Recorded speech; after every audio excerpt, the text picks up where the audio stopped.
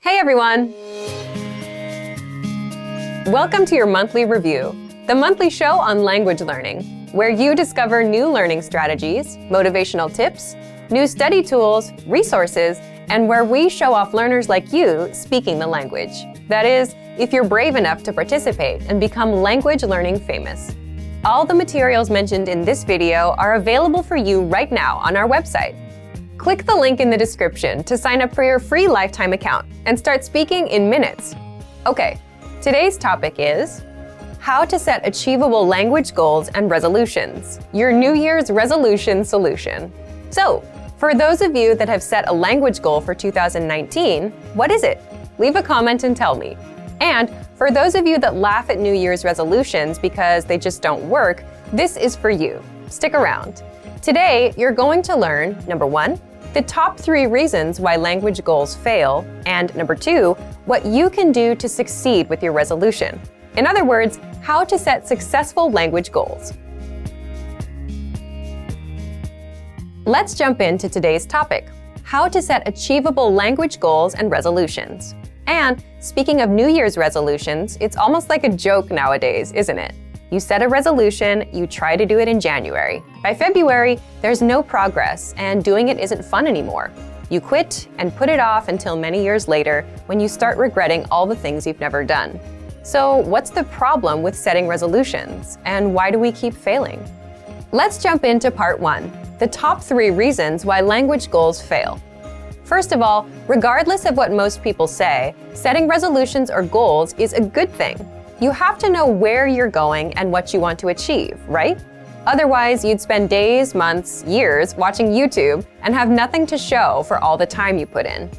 But the problem with most resolutions is it's usually something like, I want to master Chinese, I want to lose weight, I want to be fluent in Japanese. People set very big, vague goals. And that's the first reason why resolutions fail. Resolutions fail because they are non-specific and unmeasurable. What do I mean by that? Take a goal like, I want to be fluent in English, Korean, or Japanese this year. The problem is that's a very vague goal, right? What do you mean by fluent? And how can you measure how much progress you need to be fluent in the language? You can't. It doesn't tell you anything about how much Japanese you should learn today, tomorrow, or how many minutes of Japanese to speak by month 1, by month 2, what resources to use, and when to stop and take a rest. So again, the first reason is resolutions fail because they are non-specific and unmeasurable. The second reason is New Year's resolutions fail because they're unrealistic. And you might say, but isn't it good to aim for the stars and set huge goals? Sure, it's not bad to want to go far, but if you say, I want to be fluent by September, and you just started learning a language today, it's not impossible, but are you ready to commit yourself to nothing but language learning, 6 to 8 hours a day, nonstop? If not, you need to be a little more realistic about your goals. The third reason is resolutions fail because there's no action plan. The problem is you'll still fail even with a specific and realistic goal if you don't know when and how you're going to do it. For example, when will you study? How long will you study for every day? And how will you study? So resolutions fail for 3 reasons. 1, they're non-specific and unmeasurable. 2, they're unrealistic. And 3, there's no action plan. Now, how do you set New Year's resolutions and actually succeed? Your goals should be 1, specific and measurable, 2, realistic, and 3, have an action plan. So the complete opposite of the mistakes most learners usually make. And there are 2 more rules. 4, you need to set a deadline. And 5, break down your yearly goal into smaller monthly goals. So how would this work?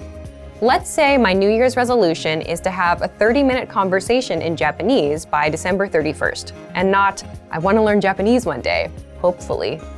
Already, you can see that it's 1, specific and measurable. You can measure 30 minutes, right? 2, it's realistic. I'm aiming for 30 minutes, not fluency. There's a clear deadline, December 31st.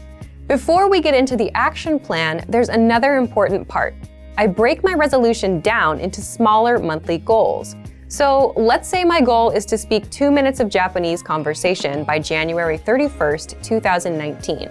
Again, it's small and measurable, just 2 minutes. I can time myself and see how far along I am. There's a clear deadline. It's realistic. I'm not looking to master the whole language. Just reach the 2-minute conversation mark. Now, what about your action plan? For that, you just need to answer these questions. When will you study? How long will you study every day? Where do you plan to study? How will you study? What's your study schedule? This is the most important part because this tells you when and how to study. So, when will you study? I'll study at 9 p.m. on weekdays, so 5 days a week. How long will you study every day?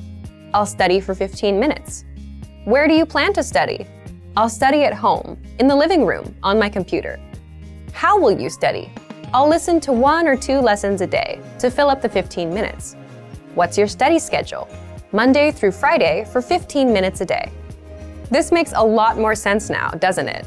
Instead of saying, hopefully I'll learn that language someday, and never taking action on your goals, by setting these small, measurable goals, you know what you need to do. Okay, let's recap. To set successful language goals, your goals should be 1. Specific and measurable, 2. Realistic, 3. Have an action plan, 4. A deadline, and 5. Be broken down into small monthly goals. So instead of saying, I want to be fluent in 2019, try, I want to speak 30 minutes of conversation by December 31st, 2019. And then go even smaller and set a small monthly goal. So everyone, it's your turn. Leave a comment and tell me, what's your small, measurable, monthly goal? And what's the deadline? Here are some examples you can steal for yourself. Learn 100 words in 1 month. Speak 1 minute of your target language in a month. Or do 20 audio lessons in 1 month. Deadline, January 31st. Now, speaking of lessons, here are this month's new lessons and resources. First, the Ultimate Listening Video Master Course. Honest question, how sharp are your listening skills?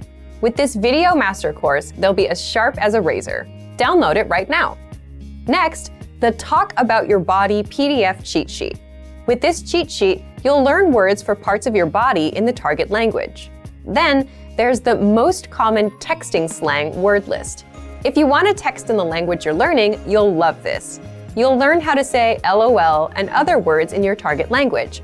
And finally, the How to Express Quantity vocab list, where you learn how to say if there's a lot, a few, or a little bit of something. To get these free lessons and resources, just click the link in the description below. So, thank you for watching this episode of Monthly Review. Next time, we'll talk about the 7 tested, timeless ways to learn a language. In the meantime, like and share this video, and leave a comment to tell us what language learning tactics you'd like us to talk about. See you next time. Bye!